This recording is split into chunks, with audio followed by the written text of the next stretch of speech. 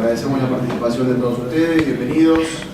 Está con nosotros, tenemos la presencia de, el presidente de ASAP, Rafael Flores, y el doctor Alieto Guadagni, miembro de la Academia Nacional de Educación y Ciencias del Ambiente. Voy a darle la palabra como secretario al presidente de ASAP para que le dé la bienvenida y las primeras palabras. Gracias.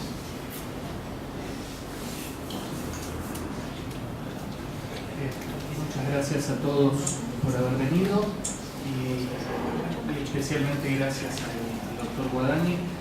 Para ASAP es realmente un placer tener la posibilidad de escuchar una de las voces más interesantes que hay hoy en el debate público argentino, y además es para nosotros particularmente importante poder discutir sobre educación, un tema que permanentemente se plantea que debería figurar al tope de las prioridades en lo que hace a las políticas públicas, pero que lamentablemente no siempre es así, y muchas veces cuando se discute de educación se termina discutiendo de cuestiones que son importantes, como el tema del financiamiento, pero no se profundiza de la manera en que creemos que debería hacerse para un tema de esta importancia.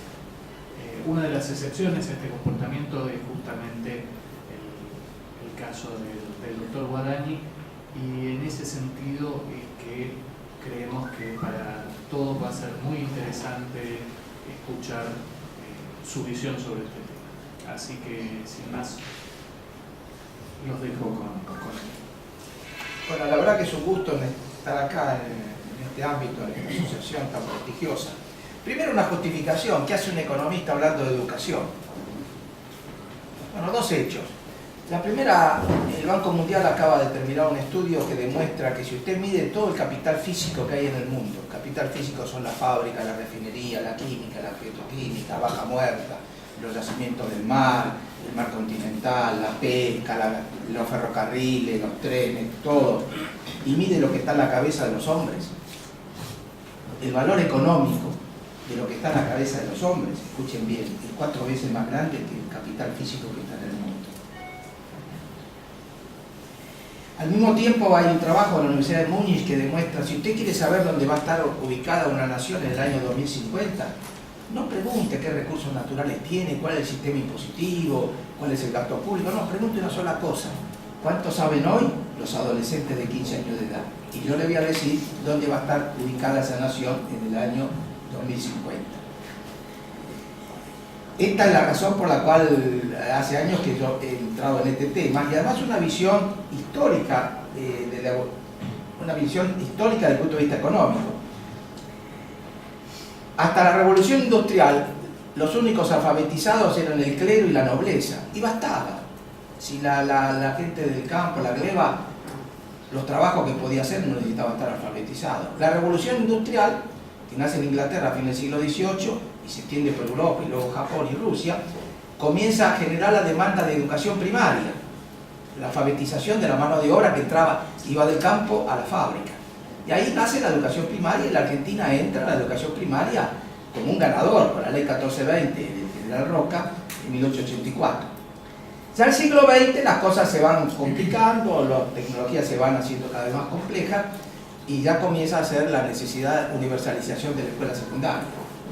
Necesidad que la Argentina recién recoge en la ley del año 2005, donde extiende el ciclo secundario, lo declara obligatorio. Nosotros de la ley 1420 teníamos obligatorio nada más que el primario. Y ya el siglo XXI, de la cual ya ha transcurrido casi una década y media, la globalización impone un nivel más alto desde el punto de vista científico y tecnológico, y aparece la universidad. Entonces, antes alcanzaba con la escuela primaria, después llegó a alcanzar con la secundaria, y ahora la demanda principal es la universidad. Si sobre esa visión vamos a presentar un panorama de la situación. Vamos a tratar de usar pocos adjetivos y muchos sustantivos.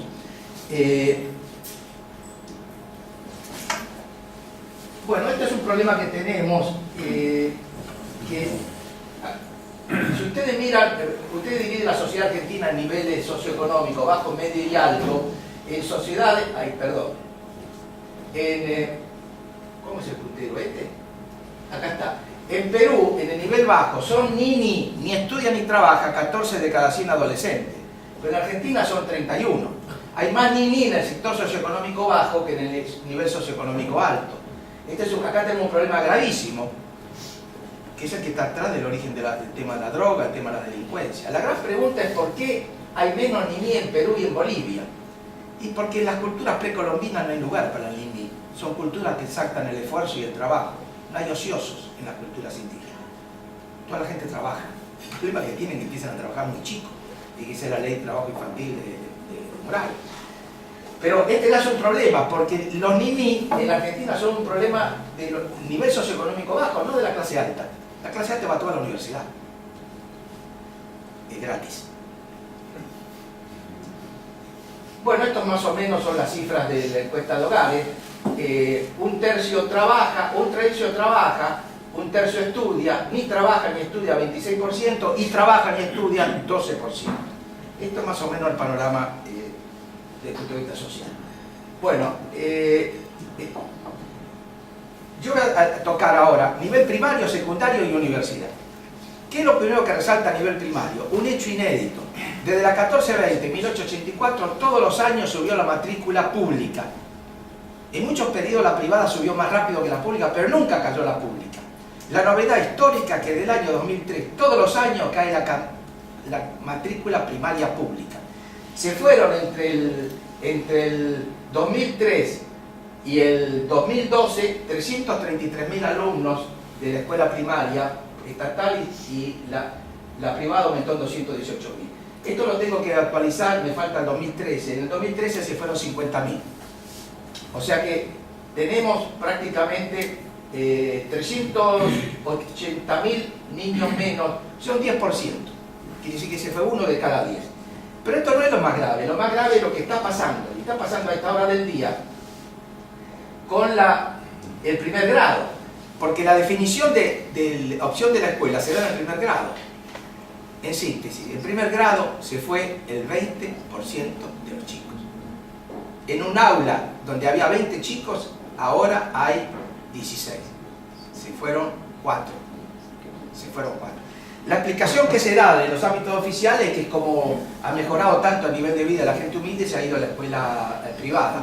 Esto claramente es una absoluta descalificación de la escuela pública, porque esto equipara a la escuela pública a un bien inferior, que es en economía un bien inferior a aquella con electricidad de ingreso negativa. Bien inferior es cuando usted mejora el nivel de vida, deja de consumir ese bien, la papa, por ejemplo. Bueno, no es una buena explicación, ¿no es cierto? No es una buena explicación.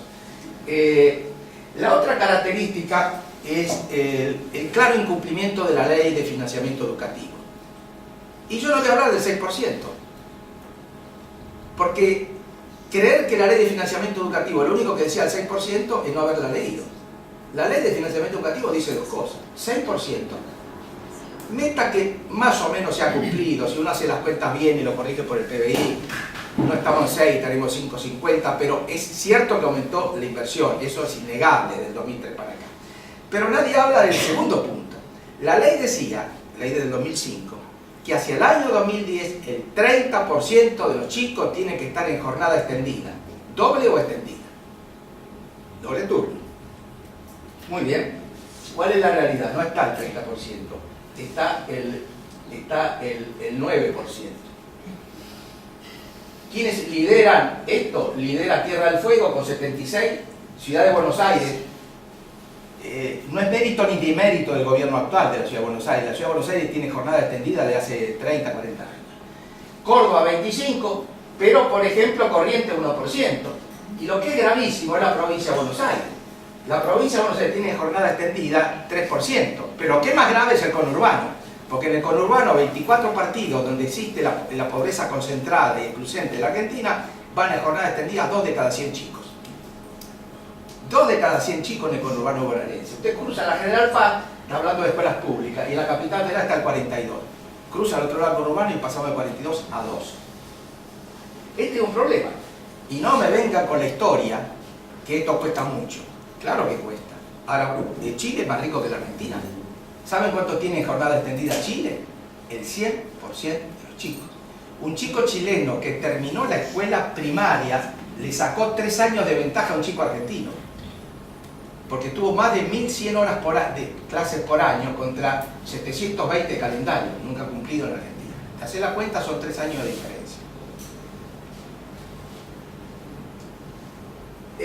La otra característica del sistema primario argentino es la absoluta desigualdad. Lo que yo voy a presentar acá no quiere decir que las escuelas privadas tengan mejor calidad que las escuelas públicas. Lo único que dice, es lo único que se mide, es que los chicos de las escuelas privadas saben mucho más que los chicos de las escuelas públicas, en todos los distritos del país. Eso es una realidad.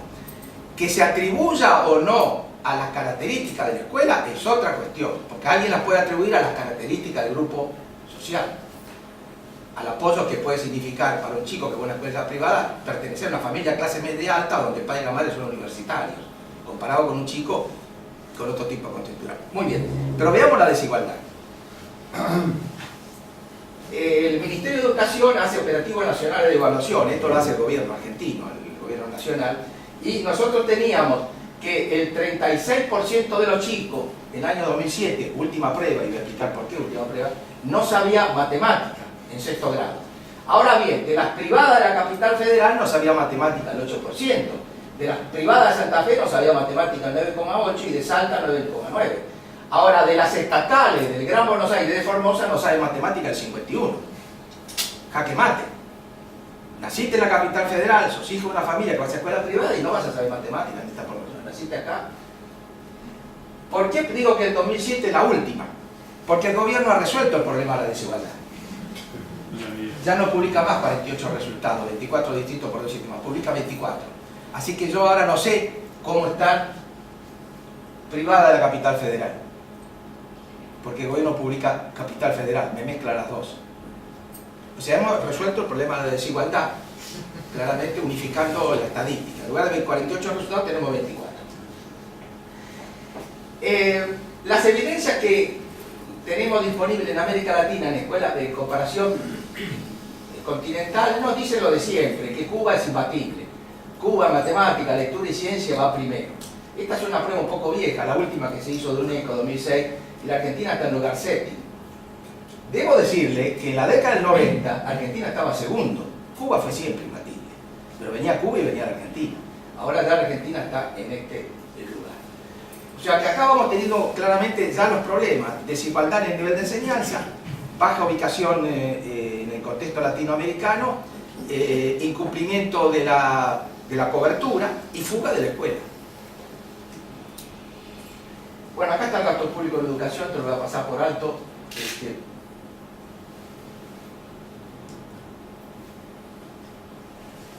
Esto es tiempo previsto de enseñanza. Acá está. Esto es estadística de la UNESCO.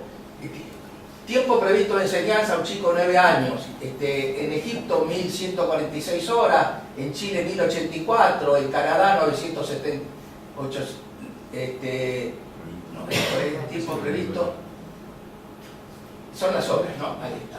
Bueno, nosotros estamos acá abajo, en 720. Pero como nunca cumplimos 720, en realidad estamos abajo de todo. O sea, en esencia, la Argentina tiene el calendario escolar más corto del mundo. Punto y aparte. Tema que parece preocupar muy poco, porque si ustedes miran la ley que acaba de salir, el decreto reglamentando los feriados para el año que viene, hacemos los feriados puentes. Entonces hemos decidido que si el día un feriado cae, creo que 24 de marzo, cae el martes, vamos a cerrar todas las escuelas del país el lunes. Cerramos 60.000 escuelas. Uno de cada 3 chicos hemos decidido que uno de cada 3 chicos no vaya ni a un jardín de infantes, ni a una primaria, ni a una secundaria, ni a una terciaria técnica, ni a una terciaria docente, ni a una universidad, porque alguien decidió que ese día tenemos que ir todos a Mar del Plata. Porque es así. Es un decreto hecho por el Ministerio de Turismo. Acá el calendario escolar lo fija el Ministerio de Turismo. Y encima de eso, el Congreso Nacional, cuando se produjo el 200 aniversario de la batalla de Salta y Tucumán, decidió cerrar todas las escuelas del país, porque declaró feriado nacional, cuando lo más sensato hubiera sido abrir las 60.000 escuelas y enseñarle a los chicos de la escuela primaria que fue la batalla de Salta y Tucumán. Porque yo tengo dudas que sepan que fue la batalla de Salta y Tucumán. Tengo dudas sobre el nivel de conocimientos históricos de nuestros chicos. Pero claramente nosotros tenemos un calendario que hace caso omiso de esta realidad. Y debo decirle que acá se vuelve a violar sistemáticamente la ley. Porque hay una ley de calendario escolar, de Néstor Kirchner, del año 2005, que dice dos cosas. Artículo primero, calendario escolar son 180 días por año, que todos sabemos. Y la meta llega a 190. Pero artículo segundo dice algo que todo el mundo se olvidó. En caso de incumplimiento del artículo primero, las autoridades tomarán todas las medidas para recuperar los días de clases perdidos, no los contenidos. Esto de los contenidos es una sanata. No hay recuperación de contenidos en la ley. La ley dice que hay que recuperar los días. Porque la ley compatibiliza el derecho de huelga constitucional 14, artículo 14 bis, con el derecho a aprender, artículo 14 antiguo, libertad de enseñar y aprender. Entonces compatibiliza. Todo el mundo tiene derecho a hacer huelga, sí, fenómeno, pero el calendario hay que cumplirlo. Tan simple como eso. Eso está fuera de la discusión. Ni los gobiernos de la provincia de Buenos Aires, ni el gobierno de Salta, ni los gobiernos que han tenido huelga, ese tema no lo plantean. Entonces viene con el asunto del recupero del contenido, no. Y esto es profundamente discriminatorio porque el costo de esto lo pagan los chicos. ¿Pero cuáles chicos? Los que van a las escuelas públicas. Porque los de las escuelas privadas tienen un calendario escolar distinto. Con lo cual reforzamos claramente la desigualdad. Bueno, vamos al nivel secundario. El nivel secundario, de todos los niveles educativos en la Argentina, inicial, primario, secundario y universitario, los cuatro tienen las mismas características. Del 2003 para acá, la matrícula privada crece mucho, pero mucho más que la estatal en promedio. Con el agravante que en tres de los cuatro, que es la primaria, la secundaria y la universitaria, la estatal crece manontropo y en la primaria cae. Bueno, en la secundaria crecen las dos. Desde el 2003 para acá, desde el 2003 para acá, ha crecido, la estatal creció 11 y la privada creció 17. En la década anterior, que algunos llaman neoliberal o demás, la estatal creció 13 y la privada creció 12. Está claro lo que estoy diciendo, ¿no? En esa época la estatal creció el 13 y la privada 12, ahora la estatal crece el 11 y la privada el 17. Pero no ha caído la matrícula. Esto es un hecho positivo, ha subido. La ley establece la obligatoriedad. Los resultados no se ven tanto en graduación, porque nosotros teníamos 280.000 graduados en el 2003 y en 2012 tuvimos 285.000, no hay un aumento muy grande, hasta el 2013 aumentó. Pero lo que le voy a mostrar ahora es preocupante, que es la profunda desigualdad. Porque si yo digo que una magnitud tiene un promedio de 50, y ese promedio de 50 es 45 y 55, ese promedio tiene sentido. Ahora, si yo digo que algo tiene promedio de 50 y uno vale 1 y el otro 99, le estoy diciendo un disparate. Cuando la varianza es grande, el promedio no sirve. Entonces acá se dice que estamos graduando en tiempo y forma alrededor del 40-45%. Sí, pero ojo con el promedio.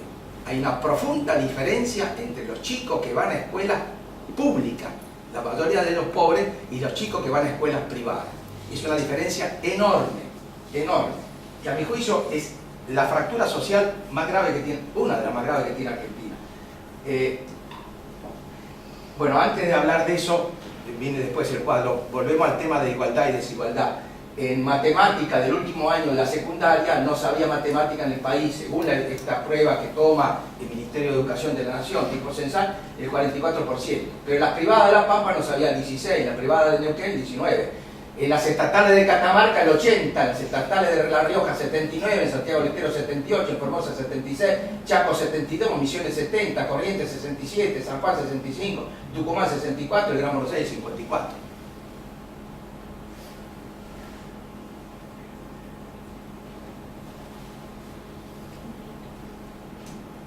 Bueno, este es el cuadro a mi juicio más importante de todos. Yo me tomé el trabajo de ver cuántos chicos entraron a primer grado en el año 2001 y cuántos estaban en sexto grado en el año 2012. Me da una idea claramente de la permanencia, la no deserción, etcétera, etcétera. Entonces, en todo el país, entraron a primer grado en el año 2001 862.000 alumnos. Y estaban se graduaban en la secundaria ese mismo año 285.000. O sea, se graduaba el 33% en tiempo y forma. Sí, pero de los que entraron a la estatal se graduó el 25%, y de los que entraron a la privada se graduaron 64%. Tomemos Santiago del Estero. En Santiago del Estero, de cada 100 chicos que entraron a una privada, terminaron 93. Y de cada 100 que entraron en una estatal, terminaron la privada 16. Y miren Misiones. Misiones es 62 a 15. Los chicos pobres del interior del país, la mayoría de las provincias argentinas, no terminan la escuela secundaria. Y los que la terminan, por eso, si usted mira la graduación secundaria de la capital federal y los 24 partidos del conurbano, tienen más alumnos graduados en las privadas que en la estatal. Y esto explica algo muy notable, que la universidad, la UBA, es una universidad de alumnos de escuelas privadas. De las 13 facultades de la UBA, en 12 hay mayoría amplia de alumnos que vienen de las privadas, salvo una que es Filosofía y Letras de 51 a 49. Pero en odontología, 3 de cada 4 vienen de las privadas. Pero es lógico que vengan de las privadas. Si la graduación secundaria privada de la capital federal y del conurbano en la última década ha superado ampliamente a la pública. Bueno, esto yo lo vimos hace un minutito, la gran desigualdad de la General Paz. Usted tiene en jornada extendida en el conurbano 2% y en la capital federal 42%, y la graduación secundaria estatal en la capital federal es 43 de cada 100 y en el conurbano 29. En el conurbano bonaerense la graduación secundaria estatal es más baja que en Salta y en Chaco.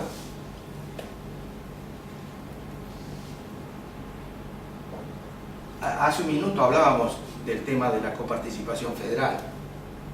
Si esto no tiene nada que ver con la coparticipación federal, me da la impresión que no estamos viendo el problema. Este es el costo de haber discriminado más de 20 años o 30 años a la provincia de Buenos Aires. Esto es obvio, ¿no es cierto? El tema educativo de la provincia de Buenos Aires es dantesco, que es el distrito que más gasta en educación de su propio presupuesto. Muchísimo más, muchísimo más. Bueno, vamos ahora a la prueba PISA, porque se acuerda de esta gente que decía, la Universidad de Múnich, que vamos muy bien. En la prueba PISA estamos en el lugar, son 65 países, estamos en el lugar 59. En América Latina estamos atrás de Chile, México, Uruguay, Costa Rica y Brasil. Estamos arriba de Colombia y Perú. Con la salvedad que Perú es el país que más progresó desde que se lleva la prueba PISA en el año 2000. O sea, Perú viene muy de abajo subiendo y nosotros venimos de arriba bajando.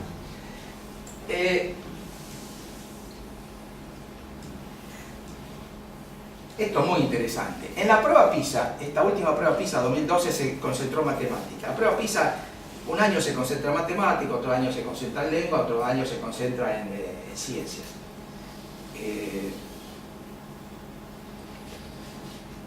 En el mundo no sabe matemática el 23% de los alumnos. En Shanghái no sabe matemática el 3,8%, en Singapur el 8,3%, en Hong Kong el 8,5%, en Taipei, que Formosa 12,8%, en Corea 9%, en Macao 10,8%, en Japón 11%. En Argentina no sabe matemática el 66% de los adolescentes, 2 de cada 3. La universidad no puede trabajar con esto. La universidad no puede trabajar con esto.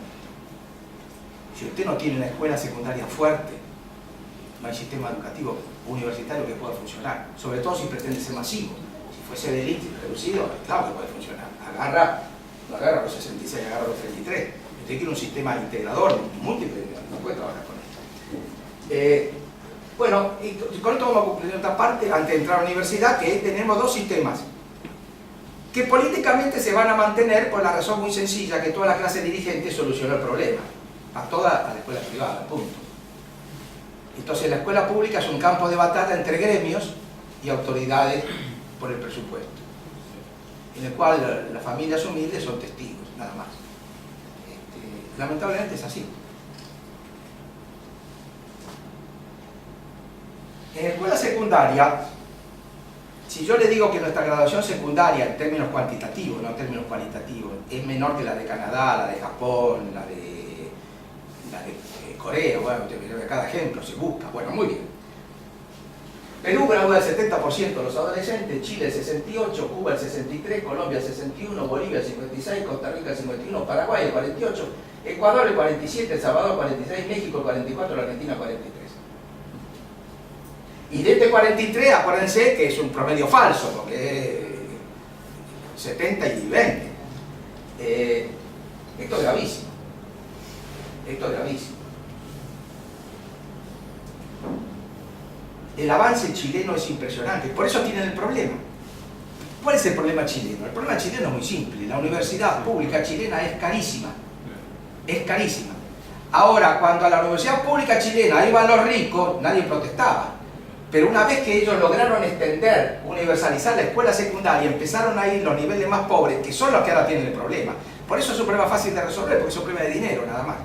Y lo van a resolver con la reforma tributaria, esto hay un cierto arreglo con la derecha, en fin, este tipo de cosas. Van a ir subiendo la presión tributaria y aliviando el costo de la universidad pública, que es muy cara en términos de PBI per cápita, es la más cara del mundo. Pero vuelvo a repetirle, en la época de Pinochet nadie se calentaba por eso, porque iba a la elite nada más. Entonces, pero el problema es que cuando ellos avanzaron tanto en graduación secundaria tienen ese problema. Bueno, una de las cosas que cuando uno mira al resto de la América Latina es la vocación que tienen los países de América Latina por mejorar la calidad. Lula inventó en el 2007 el índice de desenvolvimiento de educación básica. Hay 40.000 escuelas. ¿Qué es lo que hacen? Ellos miden el nivel de conocimiento de los alumnos de 40.000 escuelas en zonas críticas de Brasil todos los años. ¿Por qué lo miden? No para estar retando ni estigmatizando a nadie, sino para decir, supongamos las escuelas de Avellaneda, una escuela mejoró en Avellaneda y otra escuela vecina y el cuadro retrocedió. Hacen talleres para ver por qué progresaste y por qué nos fuimos para atrás, qué se jubiló un maestro, qué faltó, hubo algo. Y la meta es tener todas estas escuelas en el mismo puntaje que ellos le atribuyen a las escuelas europeas de hoy y tenerlo en el 2022. Esto en la Argentina está prohibido. Ustedes lo saben bien, que está prohibido por ley. El artículo 97 de la Ley Nacional de Educación prohíbe difundir los resultados de escuela por escuela para no estigmatizar a los chicos. Yo personalmente creo que los chicos se estigmatizan cuando tienen un problema, no cuando se ve que tienen un problema. Uno está estigmatizado cuando tiene fiebre, no porque el termómetro dice cuál es la fiebre. Pero en fin, ahí está, la ley fue aprobada, la gran mayoría. La Ciudad de Buenos Aires quiere publicarlo, pero no puede. Ahí va a tener un problema constitucional. Debo decirle que esta misma ley existe en Uruguay.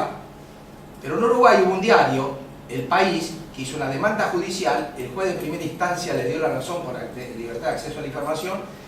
El Estado uruguayo apeló, fue a la Cámara le dio la razón al diario y ya Mujica no apeló más y se la bancó y a partir de ahora publican todos. Debo decirle la diferencia, en la Argentina nadie pidió el acceso a la información. Nadie, ningún padre de familia, ninguna asociación de padres, ninguna autoridad municipal, nadie pidió. Entonces uno siempre esa típica conversación, ¿cómo está la educación argentina? Más, ¿y la tuya? Ah, no, en mi colegio es todo fenómeno. ¿Cómo sabe que es todo fenómeno? ¿Cómo sabe? ¿Qué evidencia de carácter estadístico tenéis? Vos tenés evidencia subjetiva, apreciación. Esto nos está diciendo algo, que en Uruguay hubo una apelación de un diario y la justicia le dio razón, y acá la prohibición, artículo 97, ahí está, es intocable. Es intocable. La ley dice para no estigmatizar a los niños. Bueno, ya para ir resumiendo, antes de entrar a la universidad, bueno, eso lo explico después. Esto ya lo expliqué hace un minuto. Fíjese el cambio de la composición de la UBA, ¿no? La UBA tenía, en el 92 el 54% era estatal, ahora es estatal el 40%. Del incremento de la matrícula de la UBA tiene 2 censos que hace cada 3 años, muy buenos, está muy bien hecho los censos de la UBA. Aumentó la matrícula estatal 15% y la privada subió, perdón, los que vienen de escuela privada aumentó el 100% y los que vienen de escuelas estatales aumentaron 15%. Por eso es una universidad claramente de origen privado, el alumnado. ¿Cómo? De exterior. Y de exterior, bueno, eso es un problema interesante saber por qué viene. Muchos vienen porque no aprobaron el examen de ingreso. Colombianos vienen porque no aprobaron el examen del ENADE. Y los chilenos que vienen no aprobaron la PSU. Los chilenos no vienen acá, pero van al Comahue. Además el Comahue hace propaganda en Chile. Bueno, esto ya lo dijimos, capital humano, siglo XX, ahora entramos en la universidad para ir redondeando. Estoy aburriendo, ¿no? No. Primero vamos a tener idea de qué es la universidad desde el punto de vista sociológico. De cada 100 chicos que entran a un primer grado, 73 van a entrar a una estatal y 27 a un privado. De estos 100,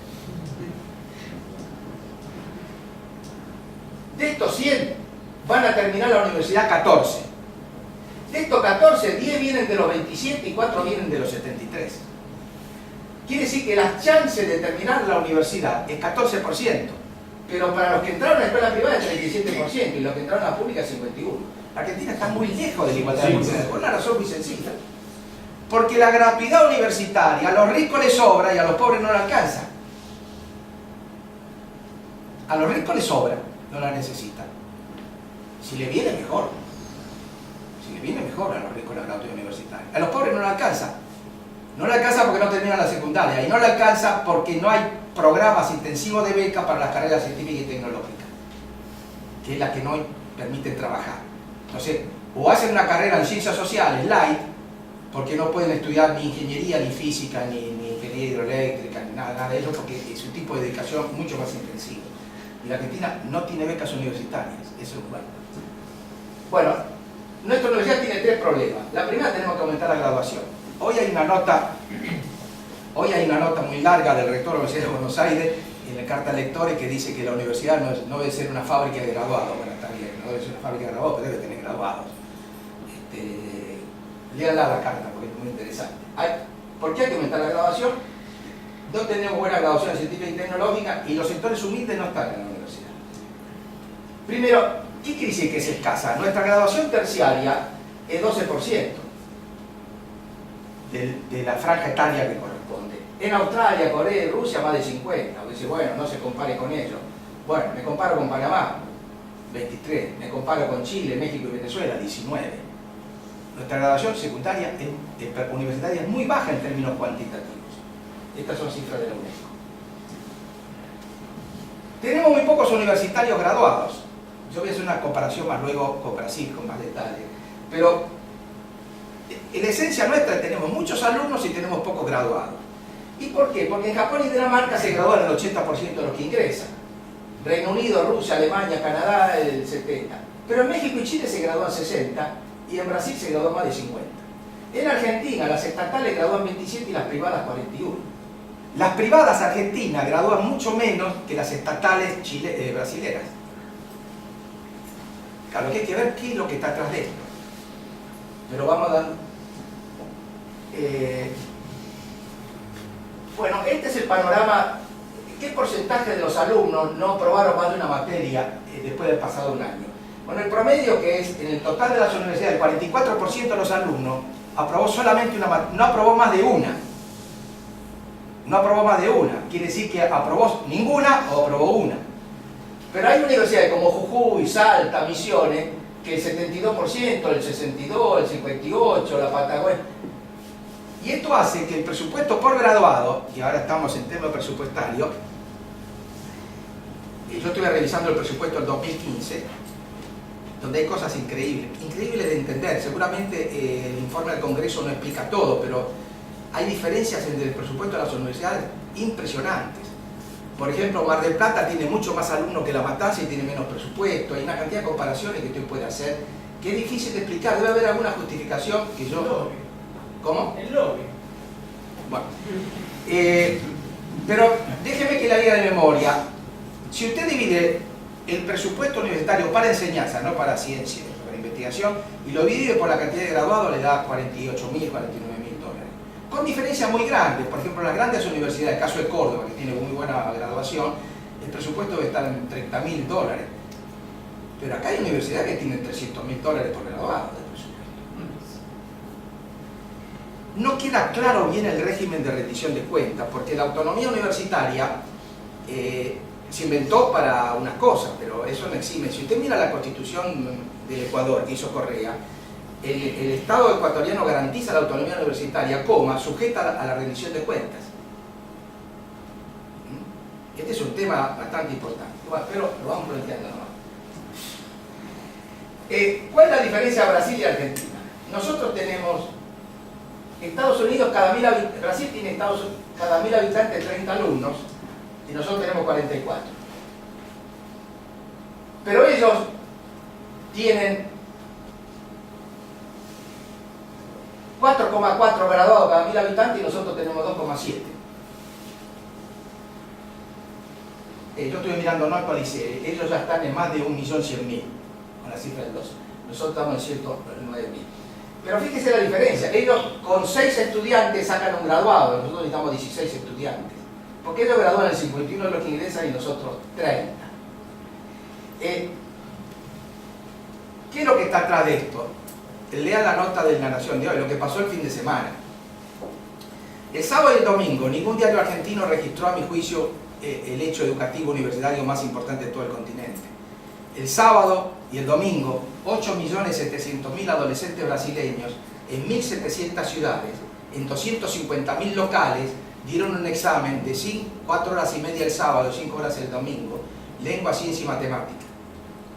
Los judíos ortodoxos y los adventistas decidieron no empezar el examen a la 1 de la tarde, porque para ellos el sábado termina a las 7. Se tuvieron que quedar a la 1 de la tarde esperando y a las 7 empezaron a contestar las preguntas. Muy bien. ¿Qué hacen los brasileños con este examen?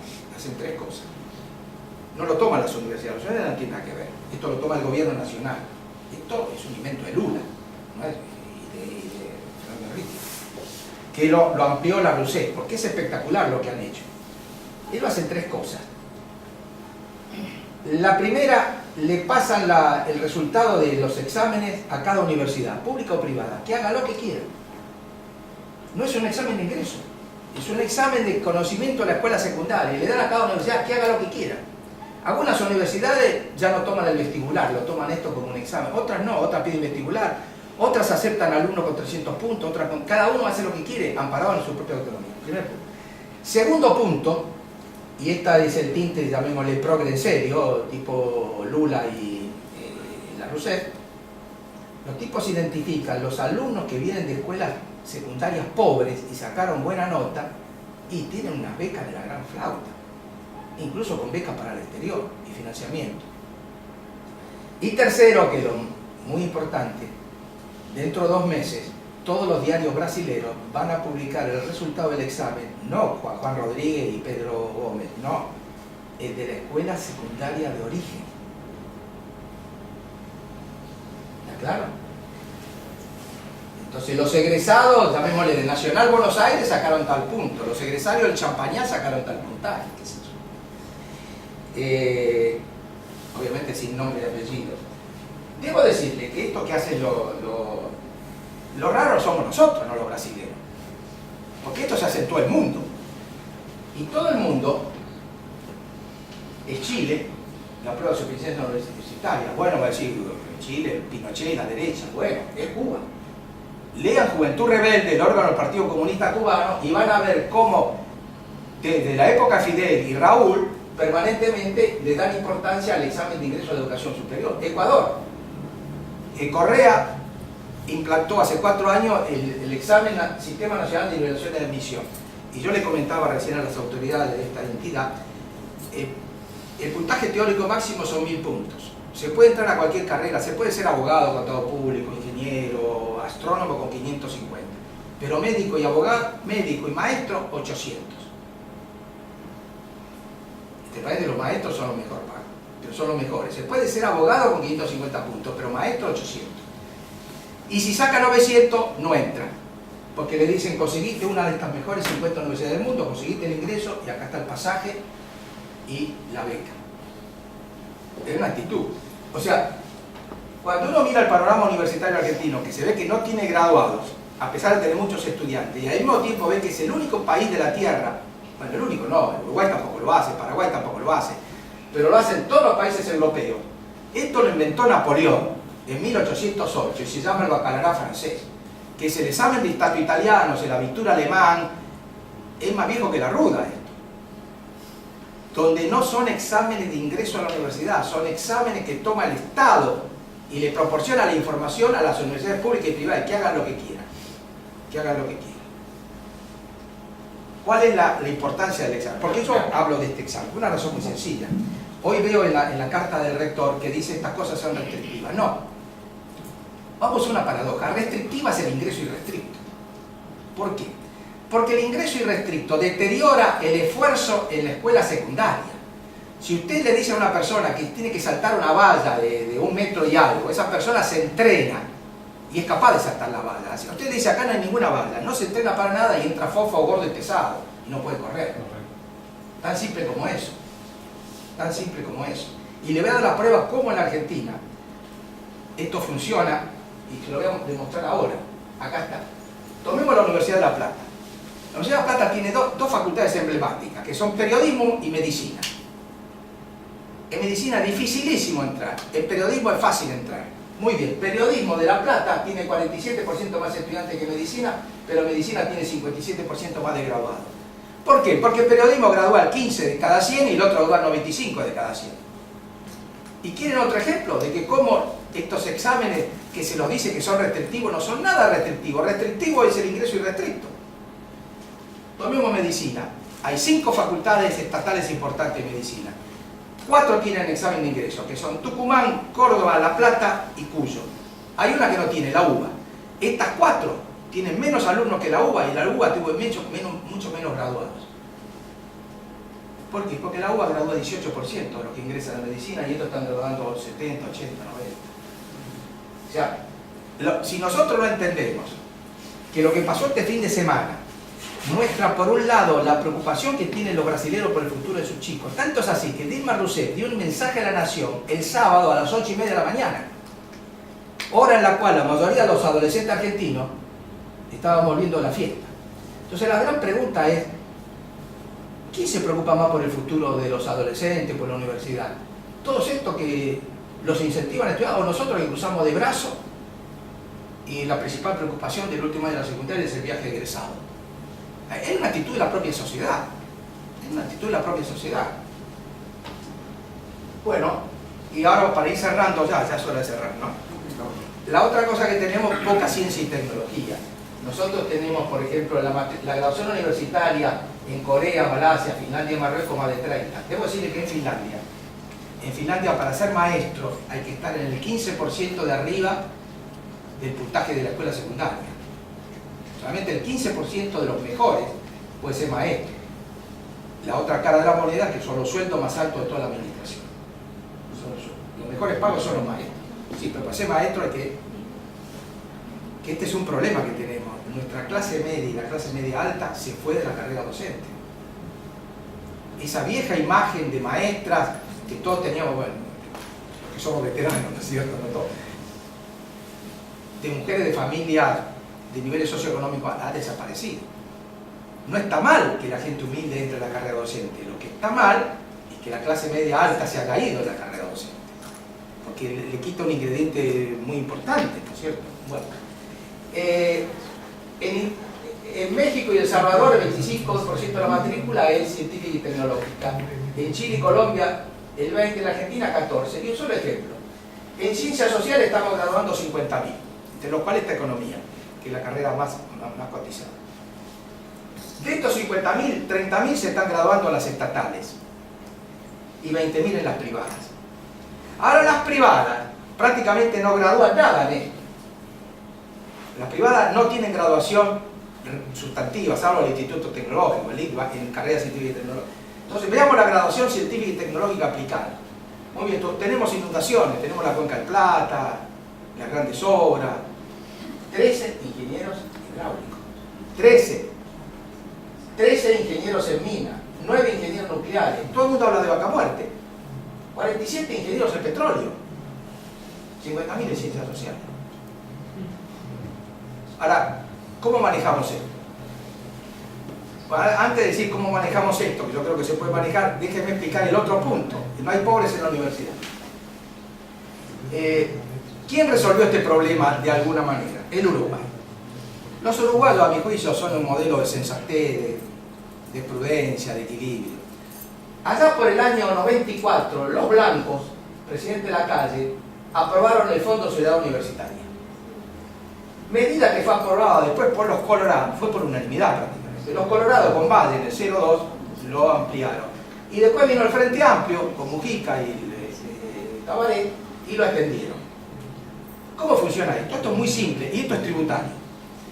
Todos los graduados de la Universidad de la República, que es gratuita, es la única grande, es la chica, desde el quinto año de su vida, por 25 años, se tiene que cotizar.